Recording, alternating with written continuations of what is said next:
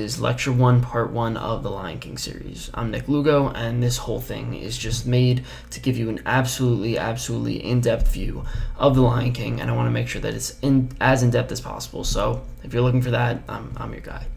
So I did want to get this started with the first real scene in the movie, and that is of the sun rising. And I think, that is the greatest way to start off any movie, because you are essentially waking up, right? Waking up is the same thing as starting your day.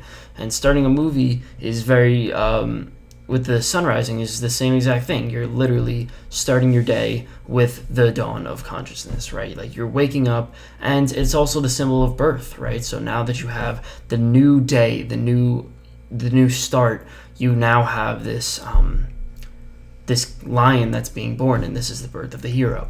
So what I found was super interesting was that for the first scene of the movie, it doesn't start with Simba actually being born. It actually starts with... What is the problem here? Alright, there we go.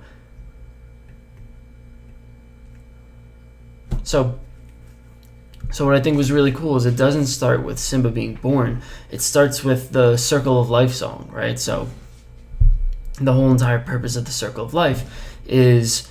There is no... Actually, let me read you some lyrics from here. So it says, "There's more to be seen than can ever be seen, more to do than that can ever be done." So the whole purpose is that one person is not good enough to actually make it through the entire... To make it through the entire civilization and to bring as much progress as we're looking towards. And you could see that with the ants here. All these ants are sort of working together, but they have to work together because one person can't do it, and at the same time, one generation can't do it together. So that's why you have this sort of circle of life, this sort of, passing your progress on to the next generation. And they show all the animals that could really go through this. So yeah, it really just shows how incomplete each one of us are, and it also talks about how finite we are and how we die. And I think that's the weirdest way to start off a movie, because you have the sun rising, it's the establishment of a birth, right, which is the birth of Simba, and you're talking about how we die. I think it's something that's super weird, like the way that they started it, because they all talk about, we're eventually going to die, and no matter what, we're just passing it on to the next generation. So it's really weird that they talk about death within the birth. But I think it's cool because, of course, they end the song with the song The Circle of Life. So we move on to the next part, and this is the birth of Simba, right? So Simba was just born, and now he's sort of being shown to all the people. You have all the people that are being gathered around Pride Rock, which is the city that they're from, and you have someone like Simba who is literally raised up high, and everybody goes nuts, everybody starts clapping for him. And then what happens, which is really cool, is you actually have the sun actually starts giving a ray of light that goes right down to Simba. And I think that's something that's so cool, because once that light actually shines on Simba, everybody takes a knee. And the whole purpose of that is essentially saying that Simba is the hero, right? He's the hero of this story, and he's a legitimate hero. So the sun, or like God in this case, is really choosing Simba to be the hero, and everybody... or to be the king, and everybody really gathers around that, and everybody takes a knee out of respect. So he's really the rightful ruler.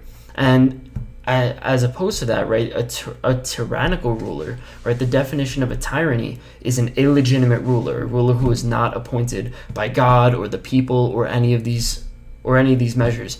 So when you have someone who's who's appointed by the people and this sort of divine figure of the light, then you have an actual king that's supposed to be, that's the true hero of the movie, and they show that right away.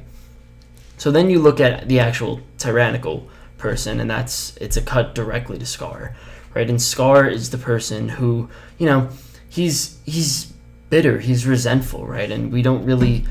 We naturally kind of go away from these people because he just doesn't want to look out for the best of people. And you could tell because you have this bird Zazu here, and Zazu is the person who gives all the information to the king. So really Zazu is really just a symbol for the freedom of information that comes when you have a good society, right? Like, you have a lot of good things that come, and you need the flow of information. You need to really be understanding everything that's happening, not only in terms of government, but you really need to understand what's going on inside of yourself.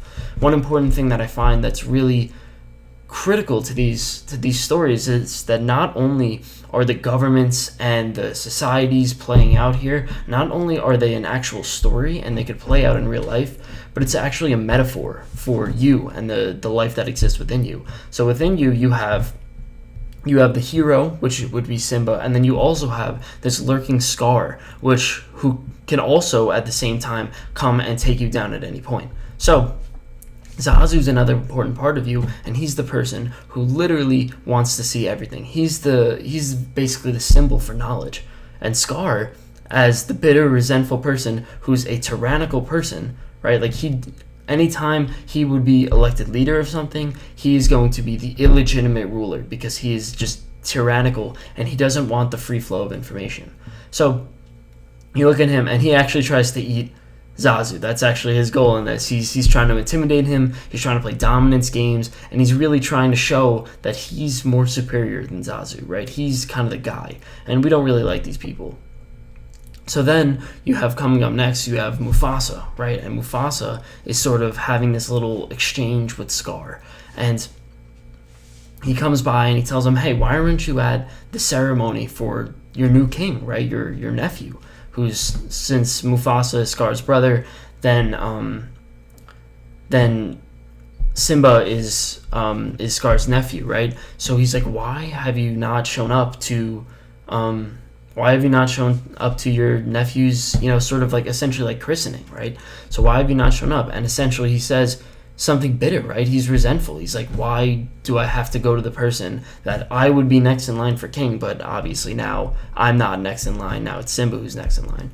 And what he does is he turns his back on Mufasa, right? And Mufasa goes, don't turn your back on me, Scar.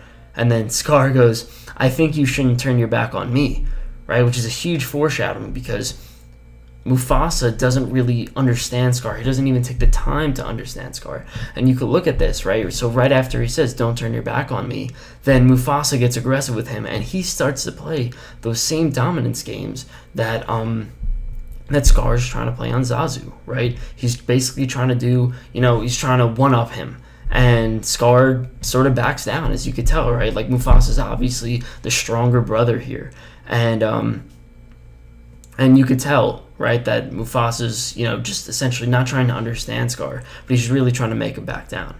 And that's really the bad part about Mufasa, right? Mufasa's like this incredible father to Simba, and he's this incredible king, but the only problem is that he doesn't really seek to understand the darker parts of his society. He doesn't seek to understand Scar.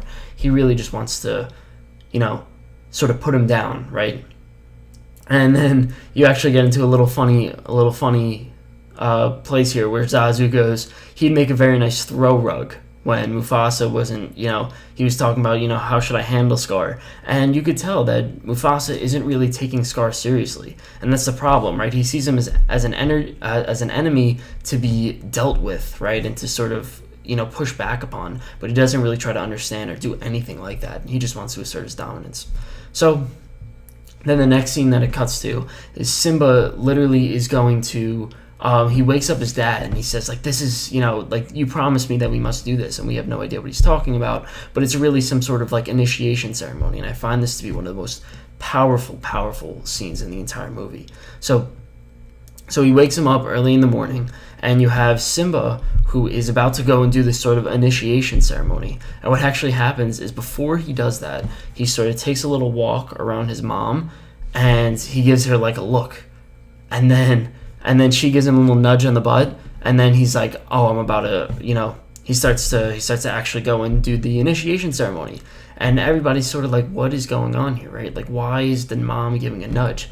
And this is a very, like, archetypal idea. It's part that's very, very prominent in mythology. What they actually used to do is they say that in these primal societies, or at least in our society too, when young boys, they actually are too close to their mother when they're younger, right? They're very close to their mother, and the only problem with that is that they have no independence from their mother, right? So the mother wants to cling on, and she's the person who gave them life. She's the person who nurtures them from the time, she's the one who feeds them in the beginning. And the problem with that is that they end up too close to their mother. And the only problem with having someone who's too close to their mother is that they never gain any sort of independence.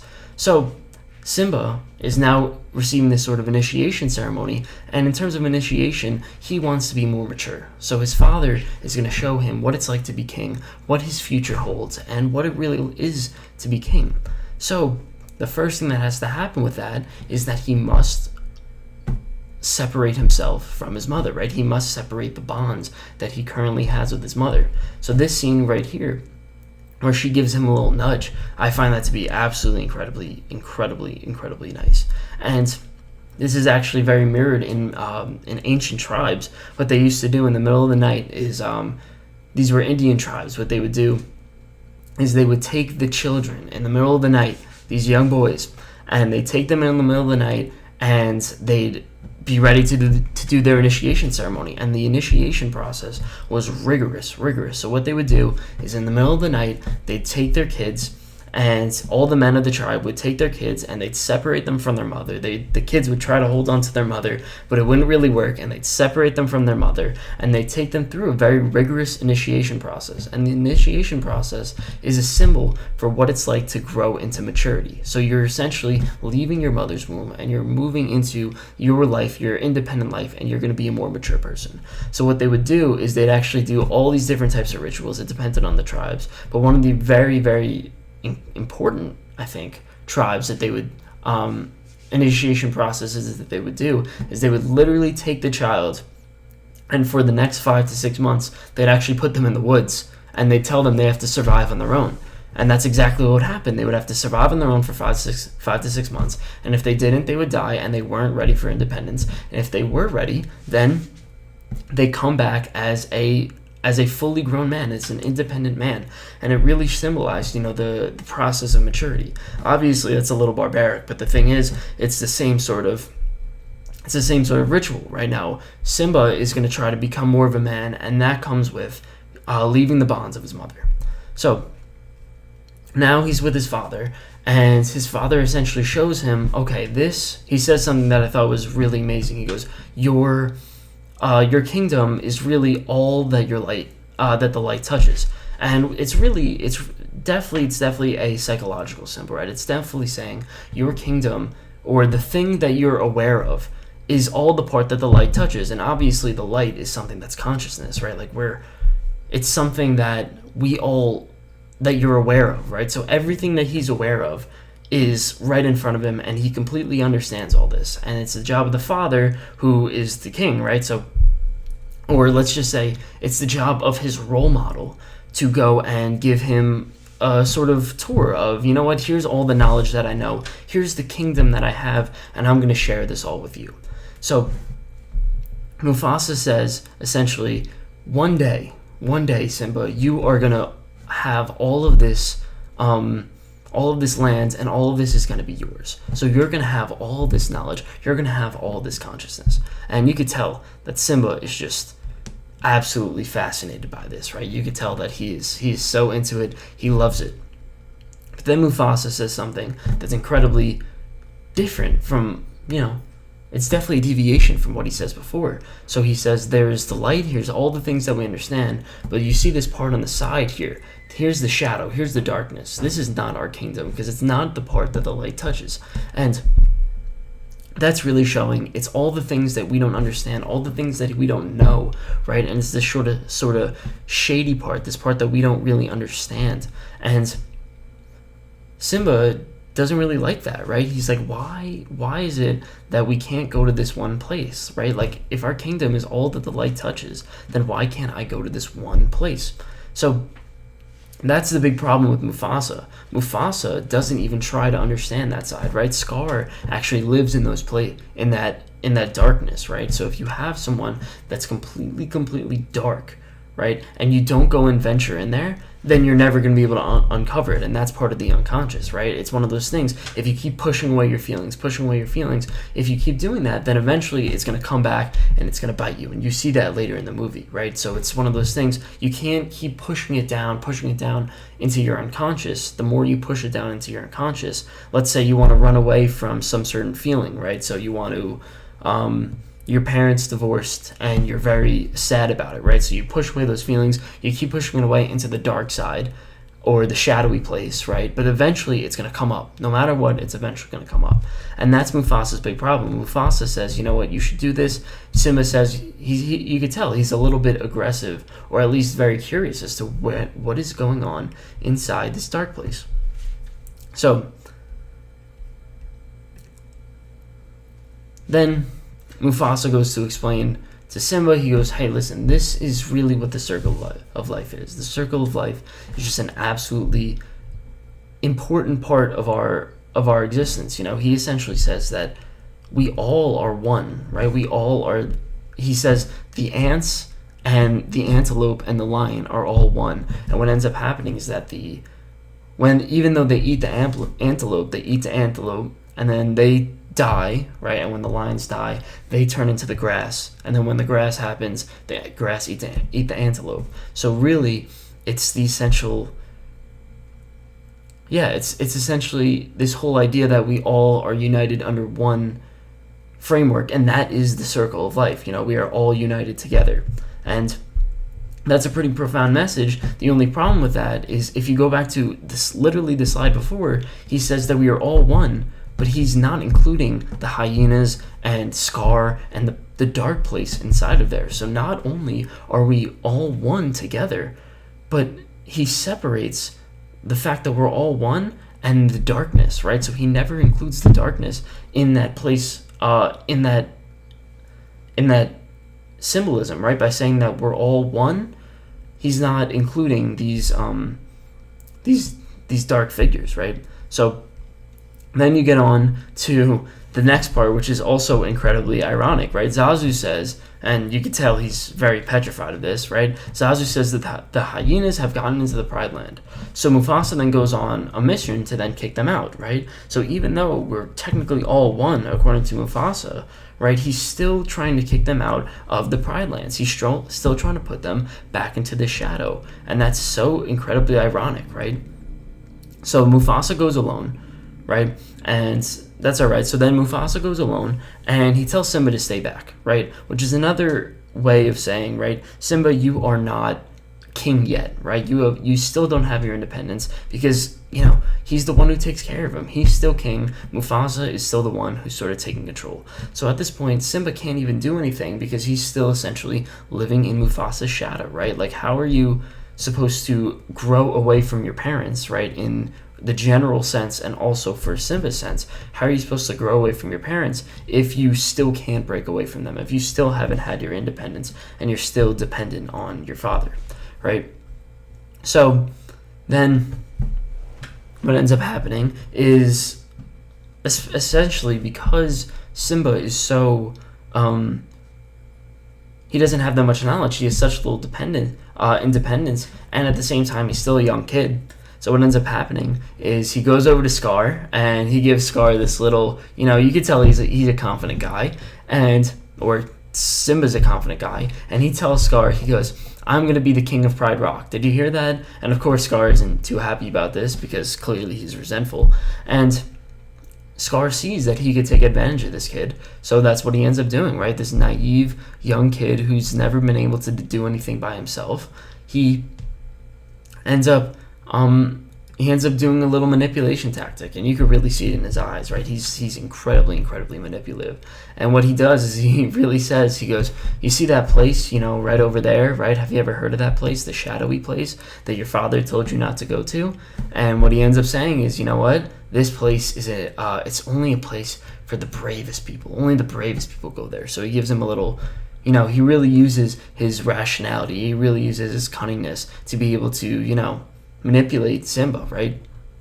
So Simba's absolutely loving it. You could tell, right? Like a challenge for a young kid who's really craving his independence, right? Like, this is something that he's absolutely been looking forward to. So he gets all excited because he learns that it's an elephant graveyard, but this is barely the beginning of the hero's journey, right? So he's supposed to be going on this independent journey to become a hero, but the thing is, he's not there yet, right? He still doesn't have that sort of independence, even though he's craving it. And at the same time, he's still not relying, right? He's still trying to figure out his own powers, and he still hasn't even really figured them out yet, and he's not going to do any of that when he still has Mufasa there. So Then he goes over and he starts to talk to his friend Nala, and he's like, hey Nala, we gotta go and check out this place, right? This is something that, it's only the place for the bravest people. So he says, you know what, I'm gonna go and do this. But she's hesitant, and they end up going, right?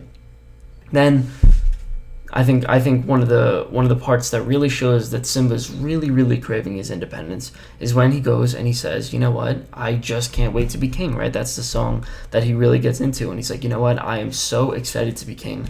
I'm absolutely gonna love to be king, and I can't really wait to have my independence, right? And this is what he's doing on his trip to Pride Rock, on his trip to the shadowy place, right? He's still trying to figure out, okay, how am I going to be able to get to my independence? How am I going to be a brave person? And what he comes to is he says, you know what, I'm going to be an independent person, and I'm going to go to this dark, shadowy place that nobody's really ever allowed to go by myself, right?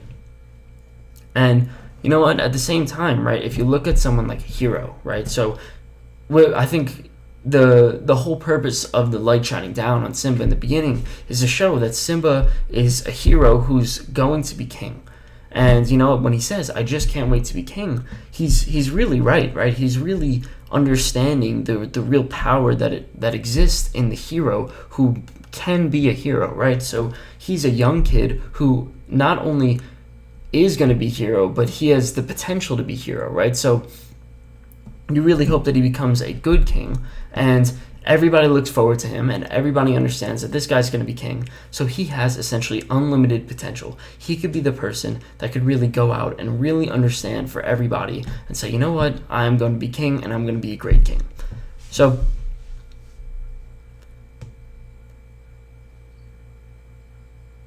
yeah, I mean that's a big part of it, right? When you have someone like Simba just coming out and saying, you know what, I'm going to be king, I have this potential, and I really want to fulfill my potential, right? This is even though he's still struggling with an ego problem, obviously, right? He's still got to say, you know what, I just can't wait to be king. Like, I'm very excited to do this. So they go to this elephant graveyard. They ditch Zazu, right? And Zazu was supposed to come with them on the trip to the elephant graveyard, but Simba says, you know what, I don't want to do this. Let's get rid of Zazu, and let's go to this place that we're really not supposed to go to. And this is the place of chaos, right? It's an elephant graveyard. And, right, like, look how excited they are, right? They go exactly what they're not supposed to go. They see exactly what they're not supposed to see. And, you know what, it's pretty exciting, right? Like, going into that independent venture for your first time ever. I think that's something that we all look forward to as children, right? And we're like, you know what, let's go and let's venture out. Let's do something that is completely independent of our parents, right? You actually see this in Moana, right? In the movie Moana, you actually have someone like Simba who comes out. You have someone like Moana who looks outside and says, you know what, I have this incredible ocean that is yet to be explored, and no one has explored it yet. Like, why has nobody gone out and explored this beautiful, beautiful ocean?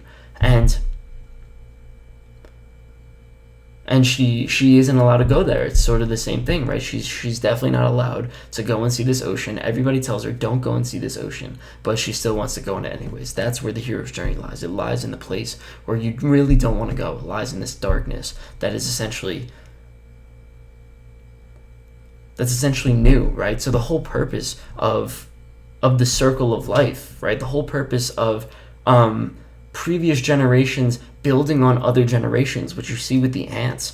When people build on each other, you have to go to the place that your father or your previous generation did not go to, right? You have to go towards them, and you have to expand their power, essentially. No, not their power. You have to expand society in general, right? Like, you have to go further. You have to take what your parents did, and you have to go further, and you have to break through, right? So here's the place where Simba says, you know what, here's the place where I can break through. Here's the place that my father has never gone to, and since it is my job in the circle of life to go and progress further than where my father went, then now I'm excited, right? There's a sort of independence that comes with that.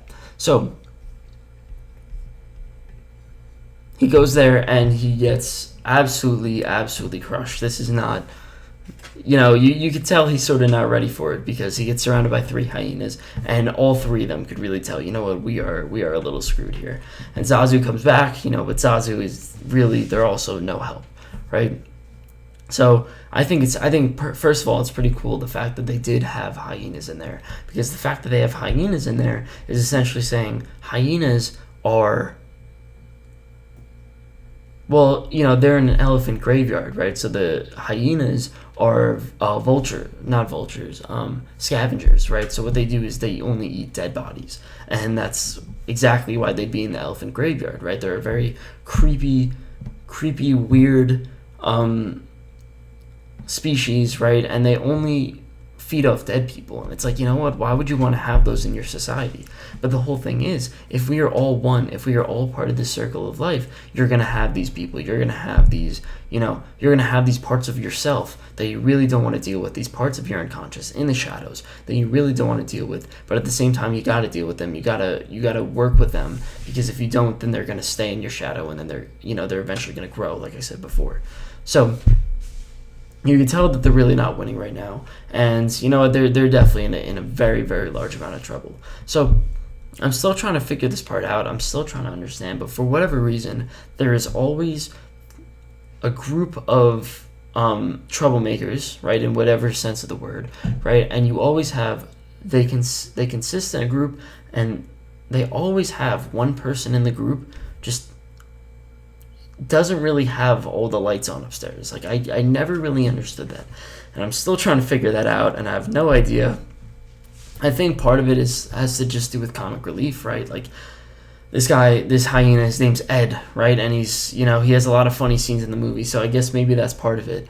But there's some weird reason why they have this in Cars. There are a few other movies where they have this, and I really don't understand why they have just one person in the group. Is just really, really weird. But anyways, so then they end up running away from all the hyenas. They get caught up, and now they are stuck in this cave, as you could tell, and they really can't make their way out. They look like they're pretty screwed, and yeah, it looks like, this sort of looks like the end of it. And again, you have this weird figure on the side here that I really can't understand. But anyways, then you have such an incredible scene, right? You have Mufasa comes in. He really receives word from Zazu. Zazu comes and asks for help, and he says, "Okay, you know what? Let me go save my son." He comes in at the perfect time, and he saves. He takes down all these hyenas, and that's really a good sign of Simba's dependency, right? So because Simba is really dependent on Mufasa, and he's still, he's still essentially hanging in his shadow, right? Because he's still hanging in Mufasa's shadow, he still needs that sort of dependency. He still needs that help that comes with being a parent and defending his son. So when you have something like that, you have someone like Mufasa who has to come in and save the day, because Simba hasn't had that independence yet. So obviously Mufasa is going to be incredibly, incredibly mad, because Simba literally went to the place where Mufasa told him not to go. And you know what? That's a pretty, I think that's a reasonable part to get mad of. And then Mufasa tells Simba, you should come and let me reprimand you. And you could just tell the look in Simba's face. He is not ready to get reprimanded, and he's incredibly scared. And you have someone like Mufasa, who's just incredibly strong. He has great posture, right? And he's just standing there ready to administer this sort of discipline that comes with being a parent, right? That comes with venturing out into the place where you're not supposed to go. And I think that's an incredibly weird part of it, right? That's such a part that we can all learn from. It's like, there are places that society, especially, parents, right? They tell you not to go. They tell you this is a place where you really, really shouldn't go. So you could take this as, for my example, right? Like, my parents told me, don't start your own business. Don't do anything that deviates from sort of like the social norms. So, or don't do anything that is financially risky, let's say. So, I mean, it's good advice, but at the same time, it's not helping anyone.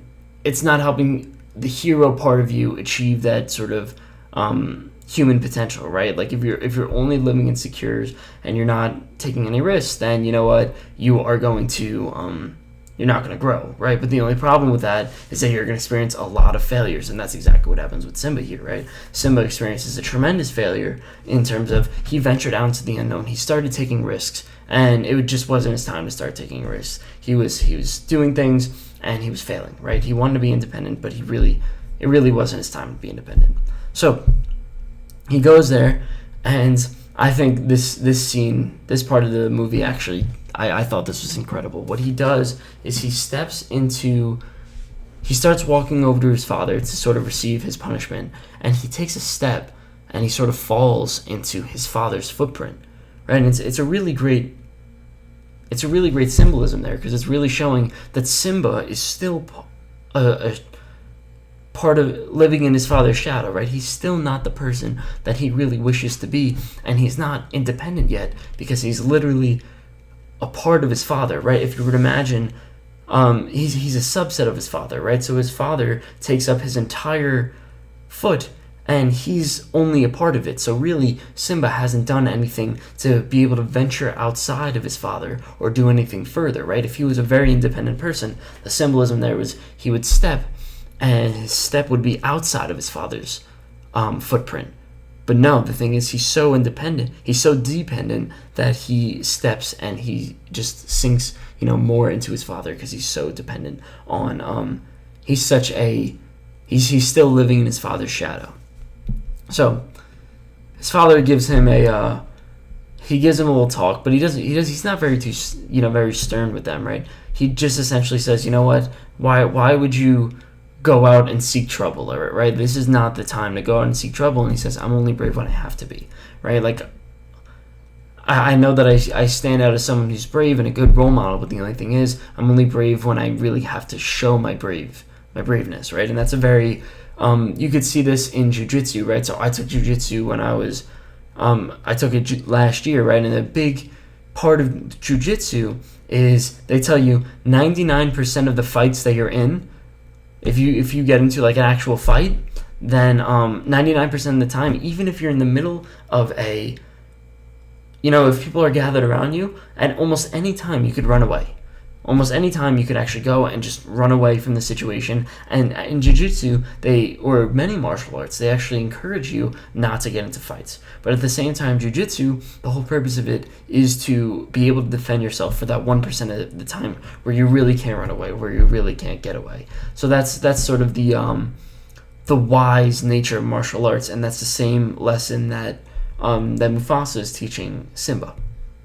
So then they start to play a little bit. Mufasa, he kind of gets over it because he really understands. He's like, you know what?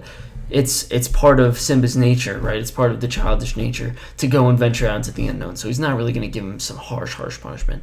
So what he ends up doing is they end up looking at the stars, right? And when they look at these stars, he gives him sort of like a circle of life type message, but at the same time it's slightly different. So essentially what he tells him is, he says, look at all these stars, this is where the great kings lie, this is where I will be when I die, and will always be here to give you some sort of to give you advice, right? All you have to do is look up and give you advice. And you could see the same exact motif, right? You could see the same archetype in Star Wars, right? In Star Wars, Obi-Wan Kenobi dies, and Luke Skywalker spends the entire rest of his life hearing these messages from Obi-Wan, right? Always constantly giving him advice. And I try to understand that a little bit more deeply, but I think the whole purpose of that is that when you have, let's say you have like 5 father figures that have passed down, and now you're the one left. It's like, if you look at it at least genetically, right? Like, you are the sum of those 5 people, right? Like, each of those fathers have obtained not only, I guess maybe not genetics, but just more knowledge. They have improved on the previous generation, right? And since they've improved on the previous generation, the job of the next person is to take advice from the previous 5 fathers, right? To improve on those next 5 fathers. So it's Simba's job to really go and beat Mufasa, right? Essentially, right? Like, take society further than how far Mufasa took society. And That's what Mufasa really means when he says, look up and you'll find us. It's like, Simba, within you is all the knowledge that you'll ever need, right? It's all the knowledge that has come in the past generations. All the great kings have had this, and the knowledge is all instilled within you, right? It has been instilled from one father to the next, to Mufasa, to now down to Simba. And when you have that, it's Simba's job to take advice from those fathers and then grow upon that. So it's a very wise message, and it's in very strong contrast with the next part of the movie, which is Scar, right? Scar is, they cut right to the scene of Scar in that shadowy place, right? He's really in that place where Mufasa really doesn't want to look. And you see him in that same place, right? And he's greeted with this like green puff of smoke, and you could really just tell, right? This is like a place for evil. This is a place where darkness and evil dwells, right? So what he does is he's actually working together with the hyenas, right? And he gives the hyenas food, and you could tell that he's not loved by these hyenas, right? Like he's a leader in some respects because he's leading all these hyenas. He's going out, he's getting them food. But the only problem with that is they don't love him for his nature, right? Like they don't love him because he's a good guy like Mufasa or anything like that. They love him because he gets them food, right? And you could tell that because actually I'll skip a little bit further. This is very good, symbolic way of showing how he treats his people. This was during the song Be Prepared, and he goes up and he sort of scares his hyena, and he's telling him, you won't get a sniff without me, right? You won't get a sniff of any food without me. You are reliant on me. And even though he sort of treats them like, poorly, right, in the way that he's doing right here, there's really no they really can't leave, right? So they don't really have an emotional bond with him, but at the same time they need him because he's the one who gets them food. So then Mufasa tells them, okay, you know what, these are my plans. So Scar tells him these are my plans to kill Mufasa, right? So we're essentially gonna kill the previous king. We're gonna bring the system into chaos because now there's gonna be no king, right? But then at the same time, he's going to be the one who's going to take over and be the new king, and he's going to be the one to bring order, right? Scar's going to be the one to be the ruler, power-driven, and he's going to be the one to bring order. And I find that the most representative way of showing that is in the movie in the song Be Prepared, where you could tell, right? So right here, he's standing amongst all the people and all of his hyenas, right? All of his essentially faithful subjects. And they're all walking in the same manner, you could tell. Every single one of them is walking in the same exact manner. And that's exactly what Scar's all about. Scar wants to have as much order as possible. Even though he wants to be king, he wants to make sure that everybody is orderly and there's no sort of chaos because he wants to have all the control. If he did right now over all these hyenas, he has all the control, and that's exactly what he wants, right? This is the tyrannical ruler. So he sings the whole song about how he's going to kill the king and how you could really see how like poorly he treats his people, and that's one of the important points of this, right? This is actually Nazi imagery from one of the propaganda pieces that was released in Germany in like 1935, I'm pretty sure. I think it was around 1935. And you could tell because, they're all walking in that sort of manner that Hitler would try to make his subjects do. He'd try to bring them to as much order as possible, following one leader who has all the control. And Scar says something that I think was incredibly, similar to what someone like Hitler would say in the 1930s, which is like an evil manipulation tactic that he says. He goes, follow me and you'll never go hungry again, right? So he's sort of making like a survival argument. And when he says, you know what, follow me and you'll never go hungry again, what he's really saying is, let me take control over you. And if I take control over you, I'll give you what you want from a survival standpoint, but you won't get anything more than that. So That's essentially what ends up happening, and you could tell that he's just an awful ruler, because this scene at the end of the song Be Prepared, he is standing and he is sort of illuminated by the moon, right? So we kind of know that he's going to end up being the leader, right? He's going to be the one who takes over, and you know that he's a bad leader because he's illuminated by the moon, right? He's illuminated by darkness. The only thing that makes him full of light is the darkness that sort of surrounds him. And you could contrast that with Simba, who was appointed by the sun, right? So the sun comes down and shines on Simba, and it shows that God really appointed, or how about we say Simba is the rightful king, right? So Simba is the person who deserves to be there, and the sun is really supporting him. Now, when you see someone, you have the exact opposite image in Mufasa, who's really being illuminated by the moon, right? So he's being illuminated by this darkness, and he's really the definition of a tyrannical ruler. The tyrannical ruler, the definition of tyranny, is somebody who is illegitimate, right?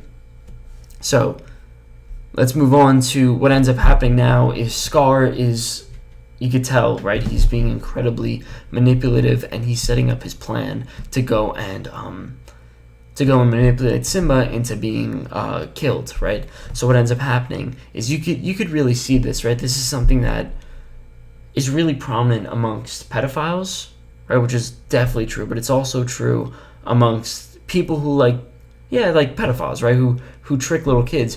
Part of it is really tricking them and fooling them to lower their self-esteem, right? So you could tell that right now Simba is getting absolutely crushed. He says, Scar says something like, "Oh, I see what happened in the place where you almost got hunted by the hyenas," right? So he's really putting him down. He's really trying to lower his self-esteem, and you could see that in Tangled, right, where the kidnapper, right, who kidnapped Rapunzel, is really trying to put her down, because if they have no self-esteem, then it's easier to control them. It's easier to have more manipulation over them, because they're not really confident in their own selves, and that's what ends up happening, right? So what I do like, I think this is a very important part, to really analyze it in the point of, instead of looking at it from a summary perspective, right, from a summary, like a deeper version of the summary, I think a better way of looking at it is to look at how it applies to yourself, right? So all of this is just a metaphor for ourselves. So a great way of looking at Scar in this case, if we're saying that we're Simba, right, we could be the hero, we could be the one who takes over. Scar is essentially the tyrannical. He's a tyrant, but he's the tyrannical version of society, right? So if you look into what society wants you to do, and obviously there are good parts of society, so we could say Mufasa is the good part of society, where he wants you to learn, and he wants you to be more. He really shows you the way, right? He's showing Simba like what lies in Pride Rock. He's showing him the light. He's showing him the consciousness that is illuminated by the sun, right? So he's really trying to teach him. Someone like Scar, on the other hand, is really trying to he's trying to force Simba to sort of be the person that he doesn't want to be, right? And how do you know that he's sort of trying to force him into that sort of box, right? So, imagine, let's say, there's the person that you want to be, which would be, let's say you want to be like a painter, right? If you really want to be a painter, you want to show that sort of artistic side of you. Well, Mufasa is someone that is so focused on order. He's so focused on getting everybody to be the same and everybody to follow his lead. And that's what culture is, right? That's part of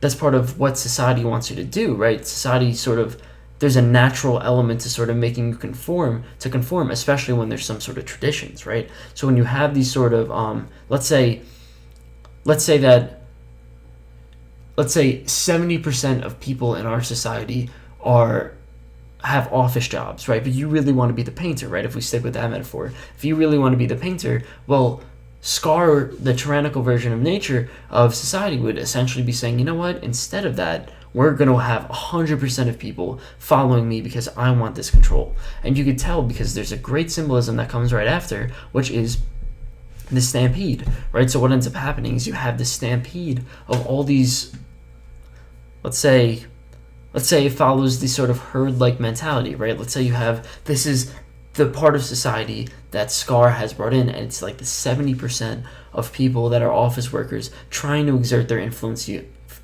on you, and the whole message here, right, is that you have to follow the herd, right? You have to follow this group of people that are, we can't say forcibly, but there's a societal pressure to follow them, right? So now that you have all these wildebeests, right, that are all trying to follow one sort of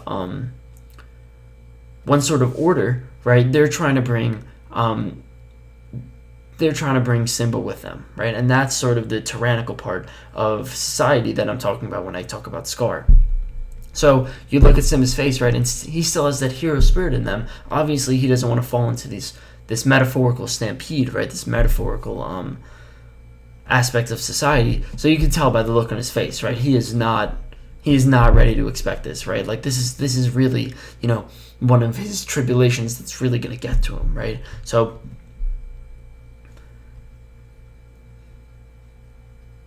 yeah, the problem with that is, and the problem with culture in and of itself, is it's trying to get you into this one box. And when they try to get you into this one box, then you don't really stand much of a chance, because look at this small little hero compared to all these people that are trying to exert their order on you, and that's really what ends up happening, right? So what happens next is Scar really tries to carry out his plan a little bit more, and we can move away from the metaphor a little bit. So he moves over and he tells Mufasa, you know what, your son is actually stuck in that stampede. And actually, we could stay with the metaphor. Part of the metaphor is essentially saying, you know what, Mufasa is the one who doesn't want Simba to be stuck in the stampede. He doesn't want him to be part of the herd. So it's Mufasa who's going to be the one who goes and saves him, right?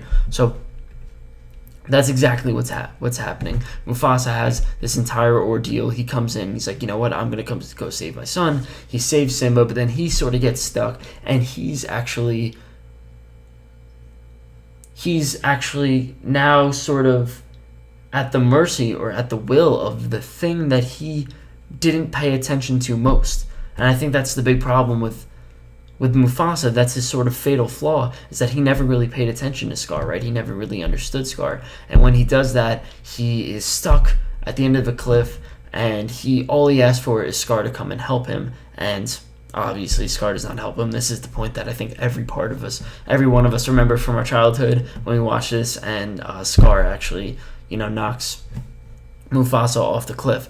And here, you can check this out. This is the clip that I think everybody sort of remembers, right? Like Scar grabs him by the paws and tells him, like, long live the king, right? This is the transition. This is me going to kill you. And he gives him that, really, really dead scare. You could see the fear in Mufasa's face, right? So going back to the metaphor now you have the sort of battle between Simba's one influence, which was the good part of society, and the other influence, which was the bad part of society, right? The tyrannical nature of society.